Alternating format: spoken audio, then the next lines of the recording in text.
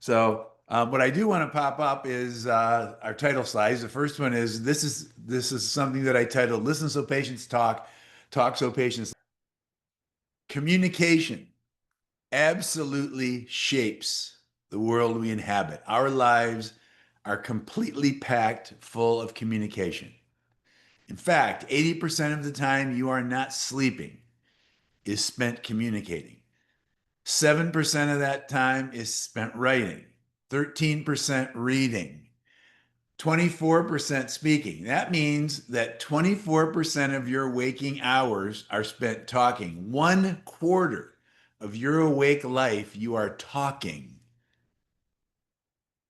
We're going to come back to that one. Listening, you spend 36% of your time. Okay. That means that more than a third of the time you're awake, you're listening to something. Now, obviously, that should take less energy than talking, but the truth is you can train yourself so that it can become a very energetic exercise. We'll talk about that. The question I have for you is if you look at those numbers over there, how much time have you invested in learning to excel in these aspects of communication in your life? Well, I know you spent at least 12 plus years thinking about writing. And for most of you here, way more than that. 13% involving reading. Speaking, maybe 1 or 2 years, depending on if you were involved in debate or speech or something like that. But how much time did you spend invested in learning to listen to people? And I'm going to say zero, and then I'm not even going to say years. I'm going to say for most of us, it's 0 minutes. We did not invest time in learning to listen. And it's 36% of your waking hours. The truth is, if you could figure out a way to get good at this, you're going to get invited to talk. And because communication is so important to us, especially in what we have chosen to do in healthcare, I'm going to say that listening is the first thing that you want to train yourself to get good at. If you could teach yourself to be good at listening, you will be invited to talk because you will be engaging someone else. I think that listening is a very important part of Dr. Pankey's legacy. As I learned about Dr. Pankey, one of the reasons that he was such a good listener is that he couldn't hear.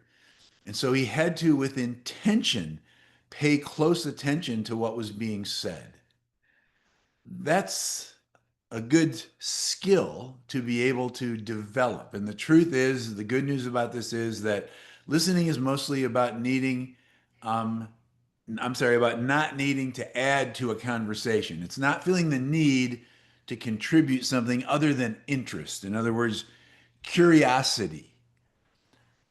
It, one of the things that I learned as I was learning to listen, and I will give Mary Osborne full credit for teaching me to listen, although in fairness, I don't doubt that I had heard that message from Rich Green many times before Mary Osborne said something to me about it.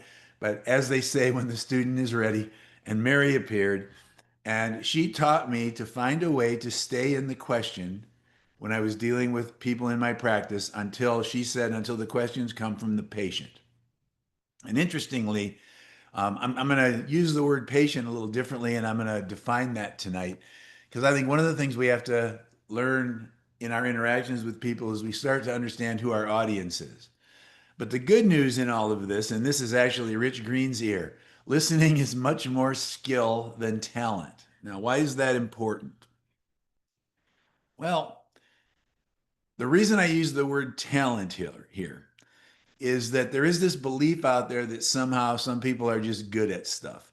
And yeah, if you look around and you just pick them out and you go, yeah, he's good at that. She's really good at that. Yes, they are. And then often what they ascribe that to is some special or hidden talent, something that happened now. Well, it turns out the talent is really about interest. If you've not read this book, and I bet that most of you have, Outliers, you know that already, even if you don't remember it from the book. It's about being interested in something so that you do it. And that's what Outliers is about, the story of success, the whole myth of instant success that doesn't really happen in the real world. It takes time, and that time gets forgotten or is not seen. And it's because somebody's interested in something. It also takes practice as part of that. This book is Bounce. If you've not read Bounce, I recommend it. Both of these are really easy, interesting reads. I recommend them highly. This is a newer edition of this than when I got it. The one that I got had a spring on the cover years ago. But I love what they added to the cover. It says, a must read for anyone who believes hard work will achieve success. Because it's interest. It doesn't feel like work is going to be the point. The myth of talent, the power of practice. Well, it turns out, and this is about bounce, this is Reading. It's a village really outside of London. In the 80s and 1980s and 1990s, Reading became the ping pong center of the universe because an inordinate number of British and world table tennis champions came from Reading. Like in those 2 decades, it was something like 14 or 18. I can't remember. And I don't remember which one they won. Let's just say that it was crazy. This is one of them. Okay, this happens to be Matt Syed who wrote that book. The interesting fact in this that six of the others live on his block or lived on his block in Reading in this period of time. He went and he competed around the world. Well, it turned out that Reading was an area in which there was high youth unemployment. There wasn't a whole lot of stuff to do. And there was somebody in town who had a real interest in table tennis and ping pong. And so they had bought an old warehouse that had been abandoned and they cleaned up the warehouse and they put in ping pong tables. And they would invite the kids in just to play. And a lot of people got interested and they played ping pong. Guess what happens when you practice ping pong for a while? You can get really, really good at it. In Outliers, one of the examples used is the Beatles. I'm a huge Beatle fan, as most of the planet is, I think. I am old enough to remember when they were first around. And the thing that was thought of was they just sort of came out of nowhere, these guys. Well, I mean, it turns out they played together for a minimum of 10,000 hours of practice on a stage in Hamburg, Germany when they were there. They would literally play day and night for weeks at a time when they were over there. The point of this all was they were interested, they were enthusiastic, they were excited, and they had a chance to practice things. Bill Gates was thought of as a child prodigy. Well, the truth is he spent years and years and thousands of hours over several years playing with the first computers and that were at the library and at school. And there was a city activity center where they had brought in some first of these machines and he learned to write how to tell it to do things. Point is this, it wasn't that all of a sudden he just, I can do that. He was interested. And when he was interested, he invested time. That time translated into experience. That experience leads you into the forefront of things because you are interested in it. Classic one for me from years ago. This is Tiger Woods. When he was 3 years old, he started hitting golf balls with intention because he liked it. He got pretty good at it. But again, thousands and thousands and thousands of hours that go into this because you're interested. Here's what happens. If you're not interested, you don't do it, which means that the practice part of it doesn't happen. So talent, I learned from both of those books, was an interest in something. Well, I guess one of the things that I love to ask is, are you interested in becoming better at being a doctor? Now, you wouldn't be here if you're not. The point of it is that it's more skill than talent. In other words, there are some talent things. I mean, one of my favorite ones, one of my best friends in dental school is a wonderful guy. He loved basketball. He had played basketball, all through grade school, high school. He even got to play in college. He played at a very small school because he's 5'6". Let's just say that the talent part of it would have involved being a lot taller for him to have a chance. Now, the truth is he got to play, but he knew he was not going to be playing in the NBA. Okay, that wasn't going to happen. And then the truth is, even if you were really, really interested in golf at this point in your life or even earlier, probably you could practice a lot and you're not going to beat this guy. Okay? And the interesting thing for me in that is never underestimate the fact that if you practice anything, you become quite good at it. I had two things on my list. I still remember when the practice had gotten up and running in Pemberville, Ohio, and Cheryl and I were doing well. And I remember I kind of said, there's a couple of things I always wanted to do. One of them was play the piano. I never took music lessons when I was young. Neither of my parents played an instrument, and so we didn't. We did try to have our kids take some lessons, but they kind of didn't get an interest. But Katie did, and I had always thought it would be. I really kind of wanted to learn if there was a way for me to do that. So I took lessons for several years with Katie from Katie's instructor. Actually, he used to come to our house to do my lesson. We bought a piano, and Luke would come and he would he would teach me. His only requirement was he said I have no students. All of my students play in recital. So I played in a whole bunch of recitals with Katie and with other kids, and it was always lots of fun because a lot of the parents were friends of ours. Anyway, it was an interesting thing. Here's my point. Practice anything and you can become quite good at it. Now you get to define what quite good is. I could sit down and I could play several tunes, and I really, really did enjoy it. If you practice something because you are interested in it and enjoy it, you can become quite good at it. If you practice it because you think you should learn how to do it, let me just promise you the results are never the same. You have to like doing it. By the way, the other one was that I wanted to fly an airplane and I did earn a pilot's license. And I did fly for quite a while. And I always flew just for fun, never for getting anywhere. And it was because the rest of my family wasn't that interested in going up in a small airplane with me. I guess I can understand that. So let me ask you a quick question. How could you practice listening? Because I want to stay with listening for a few minutes.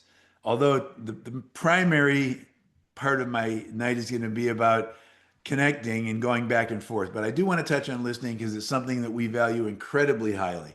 In fact, I would argue that, as I said, I think it's the basis of earning the right to speak. How could you practice listening? Well, let me sit the situation with your team.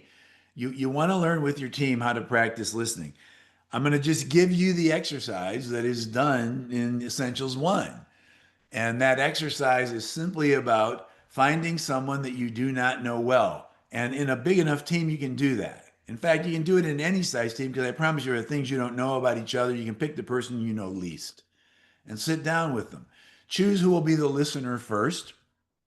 The listener will ask a question. Okay. And that question, and again, I can't remember. I mean, I think for a while I thought I made this up, but I probably stole this from Mary. What would it be important for me to know about you so that we could work well together? The reason I came up with that from wherever I got it is that that works with any combination of two people from any two dental practices or any one practice. It doesn't matter. It's a great question. What would it be important for me to know about you so we could work well together? By the way, the flip of that is what would it be important for you to know about me so that we could work well together? Again, that is another great entry into this. Okay? Because both of them are totally a question you could ask someone that you are going to have to spend time with. In fact, many of you know Todd Davis. When Todd and Lisa moved to Atlanta and sold Cheryl and I their dental practice for $1 so that we could find somebody to take their place, which we did, and gave them the money from that. I, I used to go in with patients who I had not met yet at the practice because I worked there 1 day a week for about a year before we found somebody to come and take it over.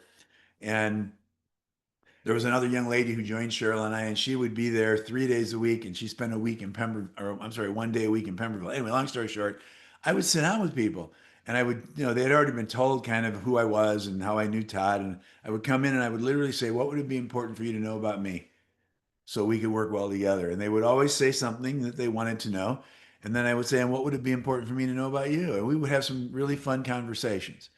Now, I realized that took some time, but it was worth the time because I was trying to connect with those people that Todd and Lisa already had a relationship with. That's the beauty of conversation. Now, the listener can only ask another question about what is said by the speaker. My role in those interactions was always as the listener, which meant I had to learn to listen with intention so that I could ask a question. Those of you who've done this exercise, and I'm betting it's a lot of you, have been in the situation where you sit there thinking about what to ask. Well, what happens is you tend to learn to listen. So that if there's something in there that strikes you as interesting, you have a question about it. You train yourself to bring questions to your mind. That's how you learn to stay in the question. Then you have a timer and you set that when it goes off, you switch and you can do it both ways if you're practicing. In other words, you do it again. Here's the truth. You can go out and do this when somebody else doesn't even know you're doing it. You can practice. It's awesome to be able to sit and talk to someone and stay engaged in the conversation. I promise you, people will think that you are an amazing conversationalist. And I've heard a number of stories about this. I can only tell you the one that I lived when Cheryl went back to ortho. After our 22 years together, she went back to ortho. And then she was at the University of Tennessee in Memphis, and we had bought a house in Memphis. And we would often have, when I was in town, we'd often have gatherings. Actually, she would have gatherings there frequently. I was in town for some of those, but it would be all these ortho people. And it was kind of fun because I would hear some talking and somebody would be saying, "Oh, yes, that's Dr. DeWood's husband." I loved that. That was so cool. I liked being Dr. DeWood's husband. That was a lot of fun. And I met a lot of orthodontists and I met a lot of wonderful people. And I would practice very often because I really was interested.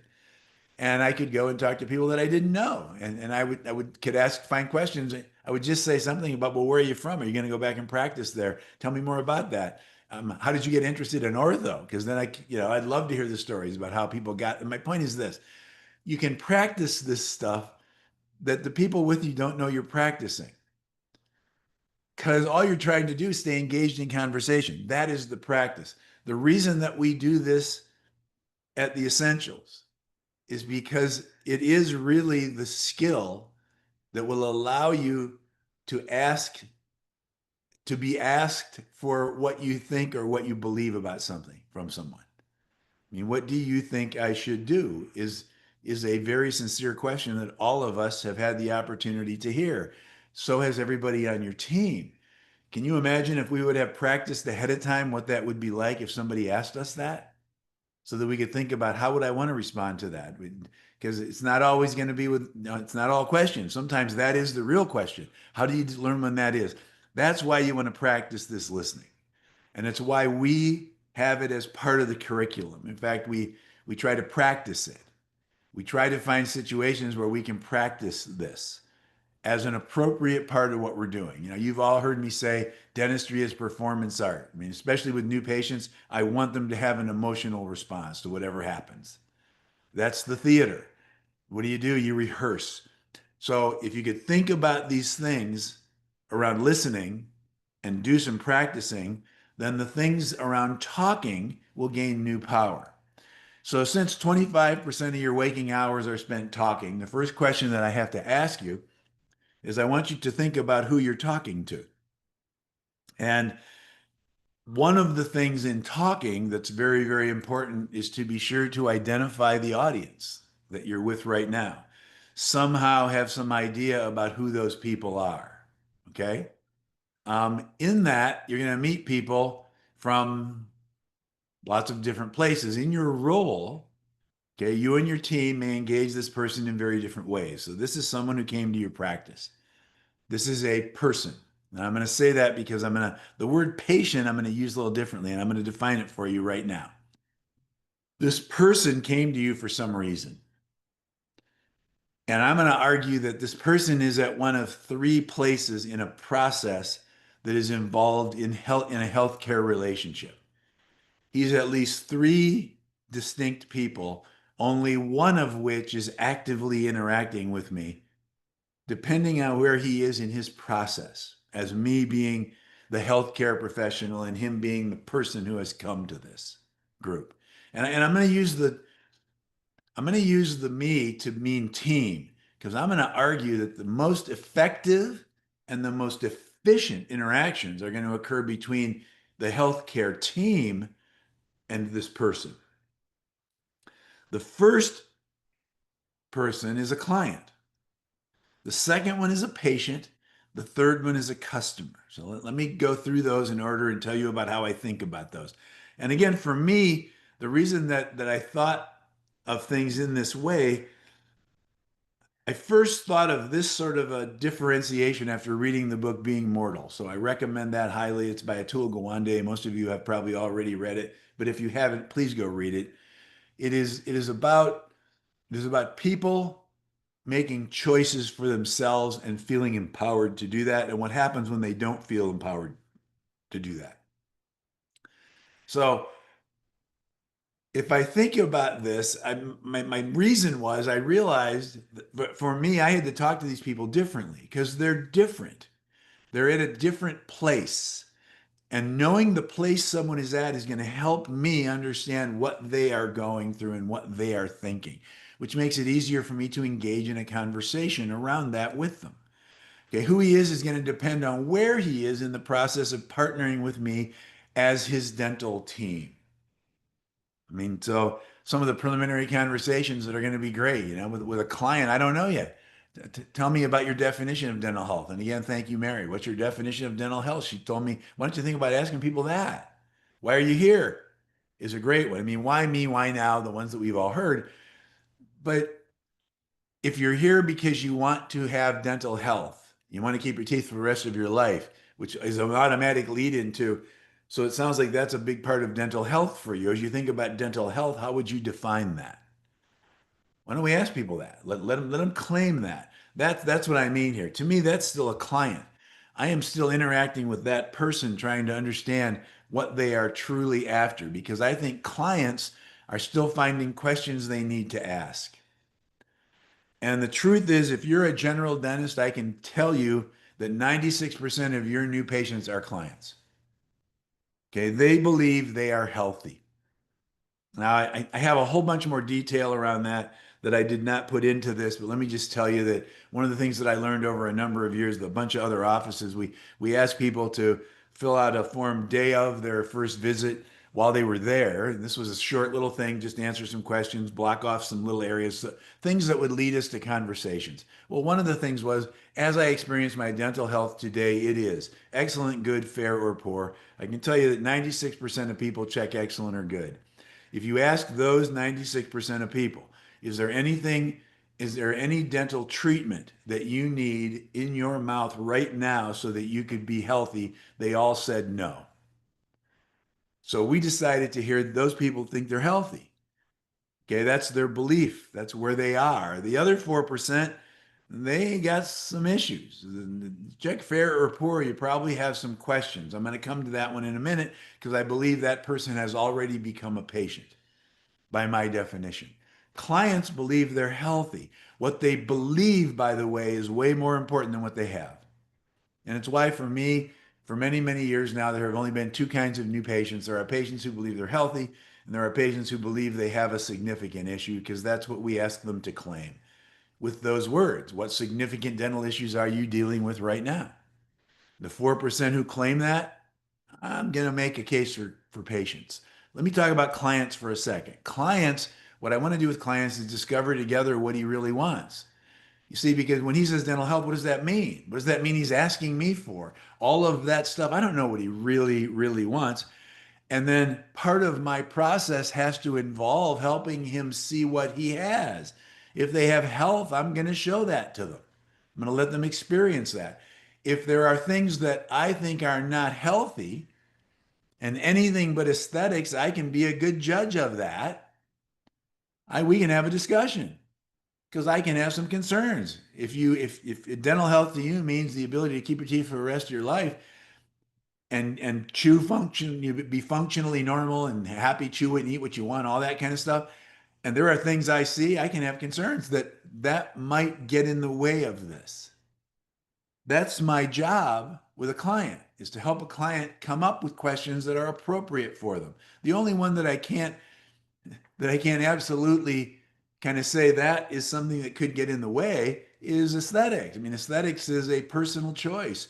I used to joke around this, and I would say when I was in dental school, we didn't treat this, but as cosmetic dentistry became a thing, we started to treat ugly. And the problem is that I can't define or diagnose ugly. Only you can do that for yourself. I can have my own opinion, but until you tell me it's ugly, it's not ugly. Because you can die ugly and have all your teeth, even if they're ugly teeth. So the real thing with ugly is just about you deciding, I don't like that. I want something to be different. I can make observations. But my point is, clients are people that I have to find a way to stay in the question. You see, I learned that nobody comes to me because they wanted to buy dentistry. Well, that's not true.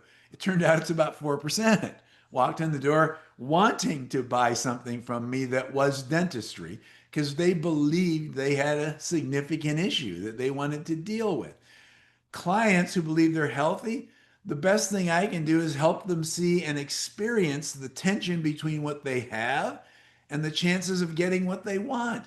I have to create that tension by helping them see the difference. In other words, I have this. That's not a problem for me. Well, I know, but since you want to keep your teeth for the rest of your life, I have some concerns about that given this. How much longer are you going to need these teeth? If I believe that I'm healthy, it is way harder for me to hear things that you see as being things I should be concerned about. It's why the experience part of it is so important. It's why Pete Dawson said so many years ago, get in there and find some pus or some blood. And then say, how long has there been pus coming out of here? How long has this been bleeding? He's trying to connect and grab them emotionally. And that is the key. Performance is about emotion. Performance is about helping someone experience the emotion you want them to experience because of what is happening. And I would argue that anything to do with healthcare has to involve emotion if you want to elicit action. Okay? That's why listening is so very important. I've got to try to hear in the words that you say why something is important to you. I can ask, but I can't ask until I've listened. That's what Mary went when she taught me, meant totally when she taught me stay in the questions. The questions come from the patient. And the way that came about, both she and Rich had listened to some of my cassette tapes. Both of them gave me the same feedback at different times. Rich said it a few years before, but Mary finally said the same thing to me when she listened. Rich was a little more right in my face, and he said, "Why don't you just shut up?" Mary said, "I think you talked a couple of people out of doing things." And the truth, it was totally the truth. I was in the expert mode and I was telling them this is the things that would benefit you and here's what you should do. And that's not what was necessary for those people at that time because they were clients. They didn't think they had a significant issue. Patients are seeking a solution to a question that they have. In other words, for me, the switch flips as soon as the person realizes, wow, that's not good. I wonder what I can do about that. So when the switch to a patient happens and we work through the process of them understanding the tension between what is and what could be, then I can offer them an optimal outcome to get what he is really asking for. Because remember, it's not the dental procedures that he's hoping to get. That's not the thing we're after.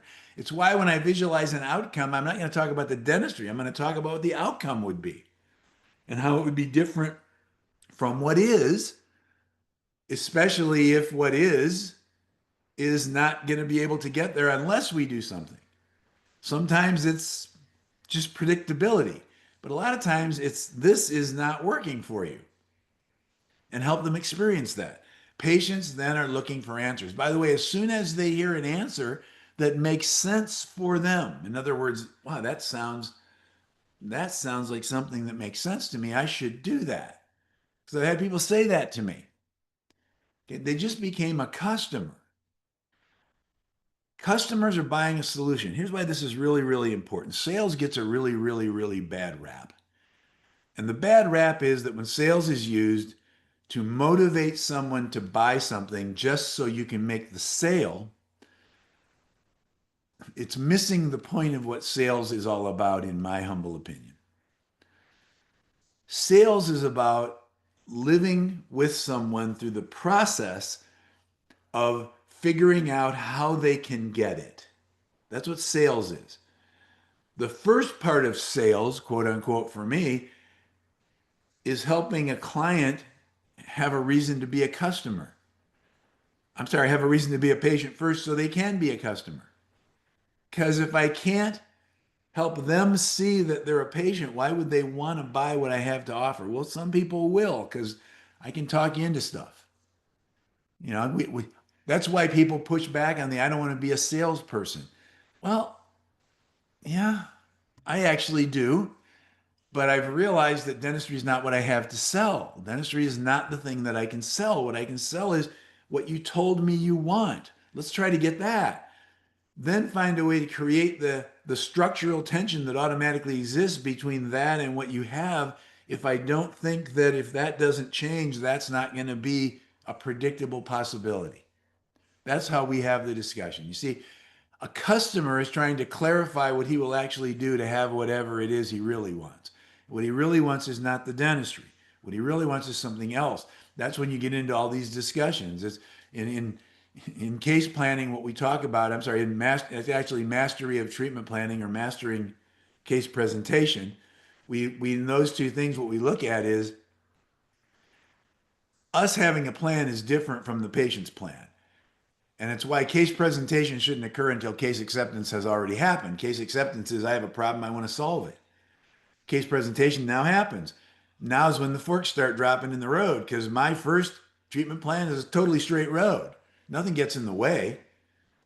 In fact, if you've never heard me talk about the four riddles, let me just say the first two riddles have nothing to do with a patient beyond their data. The first riddle is what they came with and discovering all that. So it's about observing and measuring and imaging and doing all the things that I do to understand what's there. The second one is treatment planning. That's just about what could be different. And again, the only issue on there is I still make aesthetic decisions thinking that aesthetically I could do something here, even if the patient tells me I'm fine. If they tell me they're fine and nothing else gets in the way, aesthetics is not something that we manage because it's working for them. By the time they get to this, they're trying to decide now, okay, that's the right solution for me. That makes sense for me. How do I do that? And it's not always about money, is it?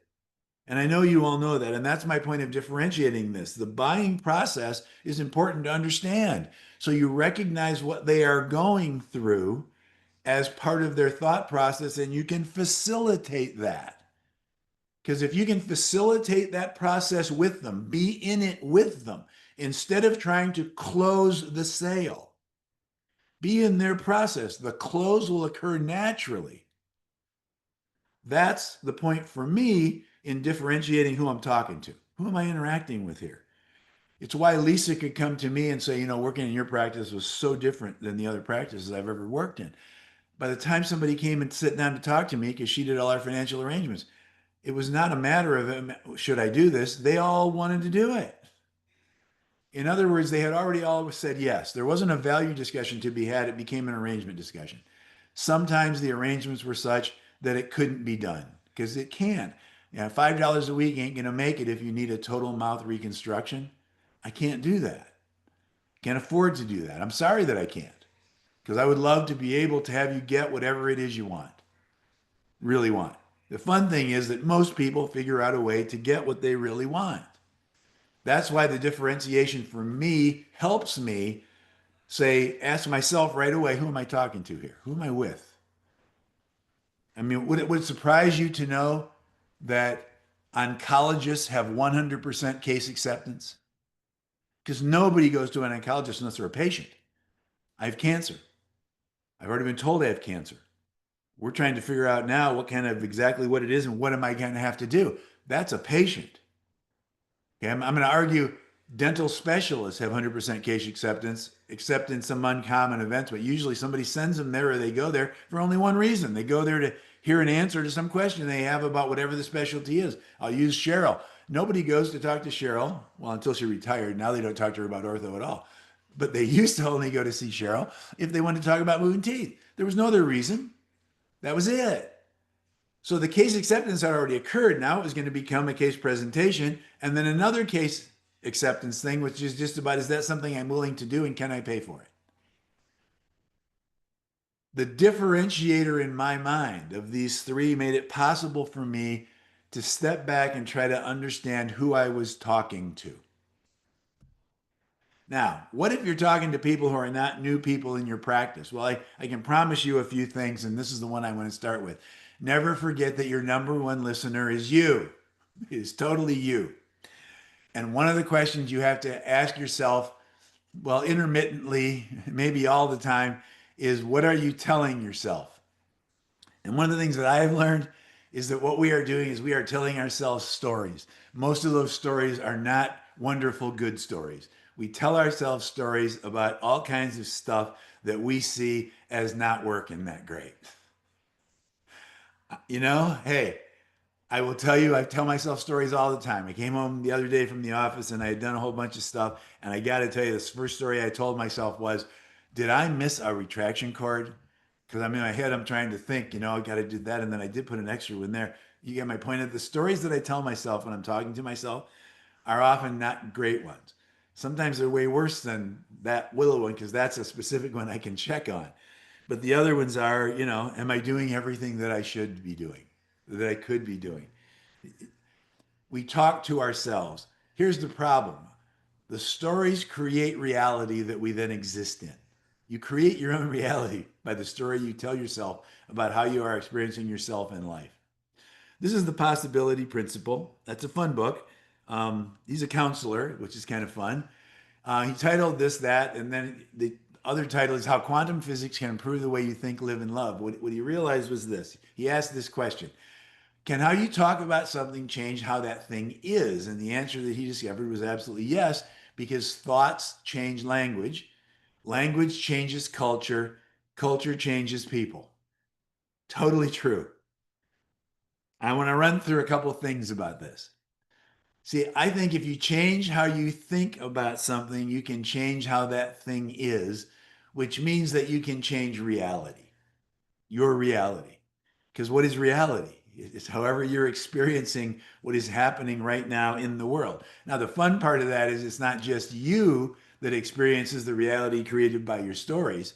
Whoever hears what you believe about the world, I'm sorry, the question I put up was who hears what you believe about the world? And the truth is everybody, because you share those by how you act, by what you do, by behaviors, as well as by words.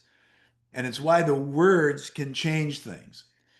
Change your thoughts, change your life. But in and of itself, that simple exhortation is insufficient. What you really have to do is think about your thoughts. That is the first step in changing your thinking. Now, most of the people who are on this have heard something about that, and you're going to recognize a little book that I come back to in a minute. See, changing your thinking can change the culture that exists around you. That changes your reality. Now, the way it changes your reality is that you change, and that's why it's important that you have to share that reality with the world around you. It's just you in the visor. It's not going to be the same. You have to react to that as reality, not as a virtual reality that is not real. It becomes reality for you. And it's why life, honestly, is a constant reality check because you get to shape it. You can shape it. Quantum inseparability. I know that you've heard this. Ensures everything you do affects everything else that happens. Everything affects everything. I don't have time to talk about this. In September at Symposium, I get 90 minutes and I'm going to talk a little bit about building the world you want to. And the first place that world has to exist is in your own mind. That's where it all starts. It's where it happens. By the way, you've all heard of it. It's called quantum entanglement. Change of one changes the other, and they can be separated so far by light years, many, many light years. Now, the truth is, this is not a new concept. And most of you have read a book that is totally about this concept, probably the one all the way on the right. Herb Blumenthal turned me on to the Kabbalion. It was one of the first things he asked me to read. He gave it to me and he said, read this, and then let's talk. And so if you think about this, this book is the foundation of Hermeticism, which was a spiritual philosophy dating back to the first century. And it had a number of principles. The principle of mentalism is that the universe is a mental construct. Amen. It exists right in here. Embrace this and learn the art of mental transmutation. It gives you ability to influence reality because it is reality. The principle of correspondence, the life we create is a reflection of the image we hold in our mind. Vibration, our thoughts determine what we attract into our lives. When we resonate joy, we will attract people into our lives who bring us more joy and are joyful themselves. Birds of a feather. In other words, have you noticed that when you believe that all of the people who choose to be your patients are a specific type of person, those are the people who show up? And it doesn't matter what you believe, good or negative about that. It's why the old joke is, I mean, one of my favorite things was, this is a true story. He had a full page ad in the Toledo Yellow Pages. We cater to cowards. Remember that when it showed somebody hiding behind a dental chair and it was a national thing you could buy and do that ad in your Yellow Pages? And we were at a dental meeting, and I will never forget. He was talking to me, and we were just talking about new patients. And he literally said this statement to me. He said, God, most of the people that come to me are just so afraid of the dentist. And I said, who did you think was going to come? That's what you created. You created that expectation by having that be your expectation of who was going to come. There are lots of stories around this one, and I know that you know that. You know, the whole school teacher thing where they told one teacher, you couldn't do this one anymore, beginning of the year. Luck of the draw, all of your students were in the bottom 10% of their previous year's class. Your luck of the draw was all in the top 10%. And how do those people do? They do exactly as the teacher expects them to do, which is pretty amazing. Polarity, opposites are really just differences in degree. Hot and cold aren't categorically different. The more heat a room has, the less likely we say it's cold. I mean, this is fun stuff. But rhythm, life is never constant. No matter where you are, whether it's good or bad, things will change. Cause and effect. A very large part of getting what you want in life is knowing that nothing ever happens by accident. Everything is influenced by these laws. In other words, if you believe that you're going to do well and that you are going to interact with this patient in a way that will help them make decisions and take action on their health, guess who shows up? Understanding and learning how to apply them will cause the effects you desire. This is the one most of you have probably read. It was around for years. I think it's actually I don't know. I'll have to ask Lee if it's still something we're recommending in E1. But I remember that it got recommended, and I can't remember who exactly told me to read it. But let's just say that this is a really good book. It's a little dated because it's as a man thinketh, like somehow, it should say as man thinketh, and we can think of it as the species. Explains and promotes the direct connection between our thoughts and our happiness. And these were the two most powerful statements in it for me. You will soar to the level of your highest aspiration, and you will sink to the level of your basest thought. You get the world you create for yourself in your mind. Now, all of those things are about talking to yourself. I have always believed that one of the reasons that I was able to be enthusiastic and excited about things was because I realized that it had to be with intention. And this, Cheryl and I in Pemberville, we had our offices. There was like two little kind of desk offices. It was just like a desk with a chair there, and you could slide in. There was a door you close if you wanted to make a phone call. And we had an outside office with a few chairs, and there was a desk out there, but we didn't really keep anything there. It was mostly for people who could come in and do some work at that desk. Point was, on the door of my inside little office, up above the door, I had this. And this is from Abraham Lincoln. Most people are about as happy as they make up their mind to be. And right next to it, I wrote another thing on a piece of paper and I stuck it up and it said, smile and act happy. And the reason I had to remind myself of that was going back to this one. Are you happy because you sing? Or do you sing because you're happy? Who cares? It enabled me to say, just do this. Because if you can just do this, you can be happy. So, can how you talk about something really change culture? Well, I'm going to argue that words have power. When language changes, does culture change? This is from Joshua Conrad Jackson. There's a story called A History of Our Minds. Linguistic trends suggest culture is changing. I'm just going to briefly tell you something about it. Technological advances sparked a wave of research on language and culture. It turned out that they went through and they looked at writings over a whole bunch of years and they put them into groups. Americans have been using more individualistic language. The point's going to be words like self, unique, and individual are appearing at the expense of collectivistic language like obedience, authority, and belong. And this is kind of the graph of that. I'll leave you to look at the graph later, but the point was this. What they found the differences were between the two, that the 200-year loosening of American culture closely linked to some intriguing behavioral trends. Periods with frequent loose language, like the ones that took away obedience and that stuff, had the highest rates of household debt, high school truancy, and adolescent pregnancy, as well as the highest rates of feature film production, patent application, trademark application, and even the highest rates of uncommon and creative baby names.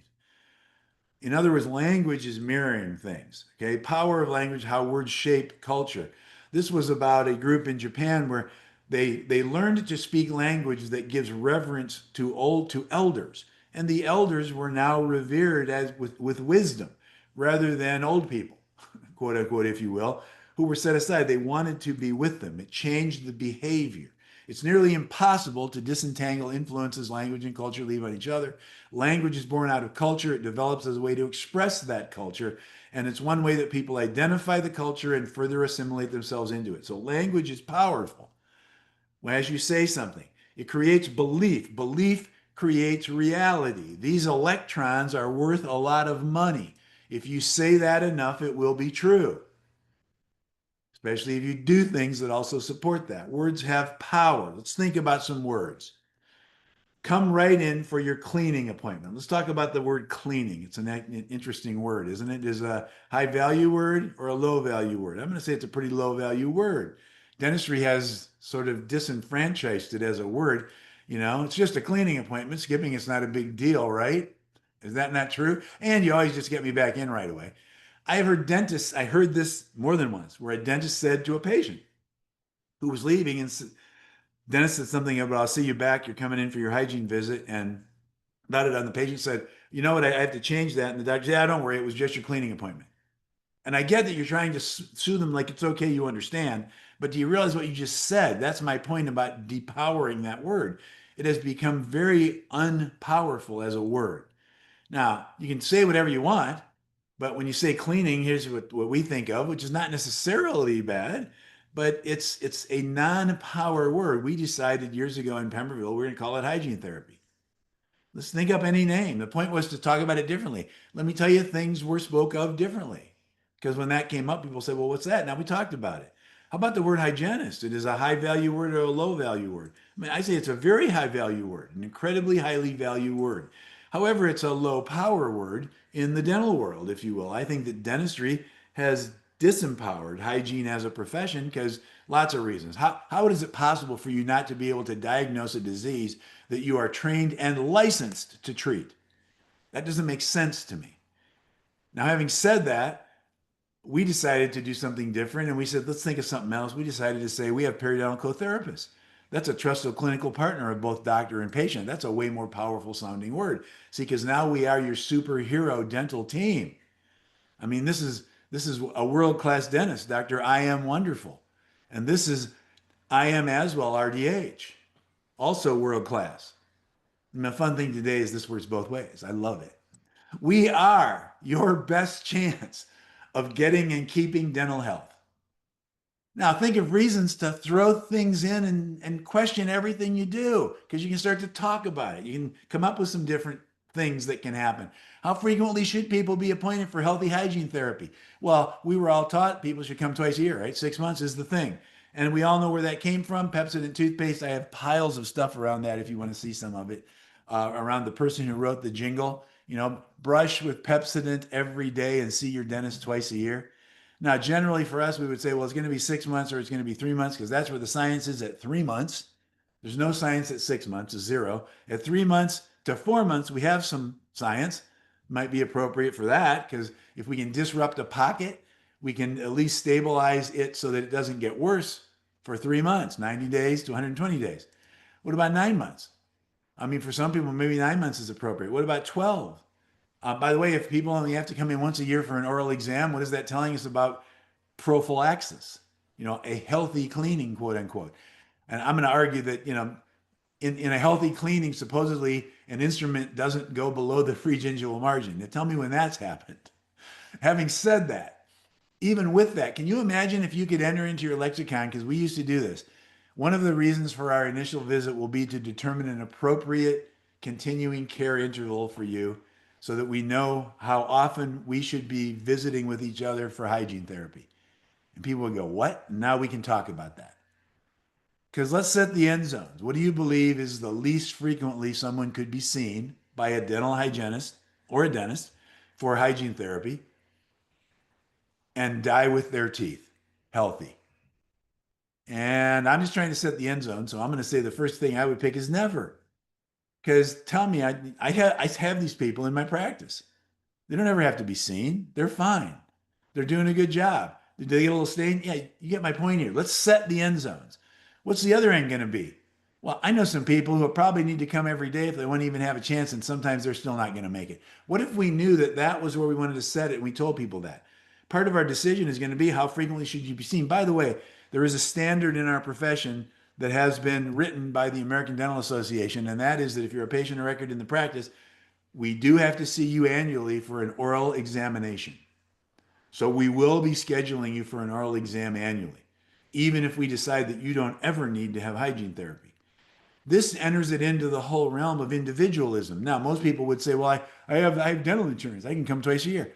Awesome. How's that working for you? It works great. Well, let's judge how you're doing and see if that makes sense. There's no reason not to do that as long as it makes sense. I would argue, however, that when you bring that into the conversation, what you have done is tell your patient that you and I need to determine together what's appropriate. And it's a wonderful first example of why that benefit plan is not the thing that was designed for you. It was designed as a benefit plan. What about how you talk about what you do? I decided a number of years ago that as a restorative dentist, I only have two things to do. I have repairs and restorations. Crowns and onlays are restorations. Okay. Fillings to me are repairs. And that's what I started calling them. Now, why is that necessarily better than saying filling? I just found it to be much more descriptive and I didn't have to get into discussions.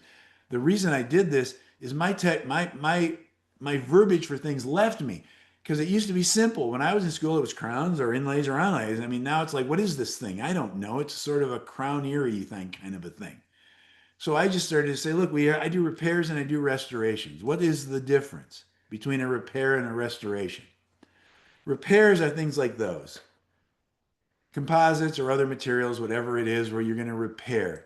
Restorations are things like onlays and full coverage restorations. In other words, functional chewing surfaces, cusp tips, more than just down in a groove are covered. Repairs are supported by tooth structure. I would tell people if you look in your mouth, the tooth you can see, that has to support a repair. As soon as you see as much or more repair than tooth, we have a very unpredictable situation. Restorations provide support for the inner part of the tooth and the roots because that's where they get their support. Repairs are highly variable lifespan depending when you talk about predictability. There are ones that would last you your whole life. There are ones that I would say that is going to fail within a month because of where it's extended to and the forces on it. Restorations have a long-term lifespan predictability. Again, this will depend on your individual situation, but it's not necessarily about what's better. It's about what's appropriate for you. I will never forget the first time somebody turned to me and looked up at me after they had broken a whole cusp of a tooth off on a maxillary premolar and said, sounds like that needs a restoration rather than a repair. We didn't tell her to say that. Your language changes the culture. The culture develops around what you do and how you talk. What about policies? How do you like policies? How does that make you feel? Policy is an interesting word. I'm going to suggest something. We decided not to have policies. We have philosophies. See, because policies are experienced as rules and regulations by me. That's how I hear it. It takes my mind to can't and it takes my mind to don't. The word philosophy is a shared journey of understanding. So what if I could have a financial philosophy manual that I would like to share with people? What's your financial philosophy? By the way, it could be the same thing as the policy manual. You could just change the front page. It doesn't matter. The point is the statement that I am making about what I believe about it. It invites people to have something to say. Dental insurance. Okay? Dental insurance is an interesting thing. We had to change this. Change it to benefit plans. Benefit plans and benefits. Nobody has dental insurance. And I know you know this. Nobody ever has. Insurance is protection from unexpected and catastrophic loss. No one has ever had it. No one ever will have it. They have a dental benefit plan. It's defined. It's a list of things. It's great. Can you help them begin to understand that? What did you learn today? I have a dental benefit plan, not a dental insurance policy. Isn't that awesome? What a wonderful thing. It means we're going to get assistance toward the level of dental health we've decided on for our family.